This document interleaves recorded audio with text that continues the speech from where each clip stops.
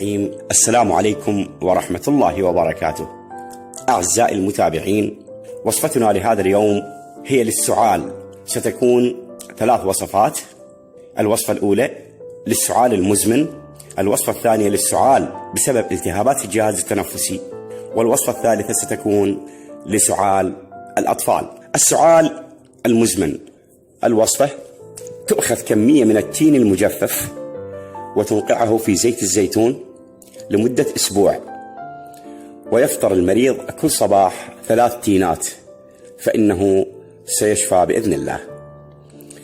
أما السعال بسبب التهابات الجهاز التنفسي، وهي التي تكون عادة بسبب التهابات البلعوم أو الرئة، الوصفة: تؤخذ أوراق البرتقال بكمية 20 غرام وتغليها في لتر من الماء، ويشربه المصاب بالسعال الصدري 3 مرات في اليوم، مدة زمنية أقلها 3 أيام، فإنه فعال جدا وإن شاء الله سيشفى.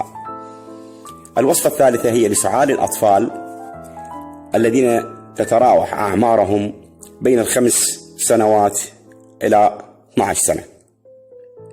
الوصفة: يطبخ البصل ويعصر ماءه ويخلط مع العسل، ملعقة من عصير البصل مع ملعقة من العسل، ويأخذ الطفل هذه الجرعة على 4 أوقات في اليوم، وسيشفى بإذن الله.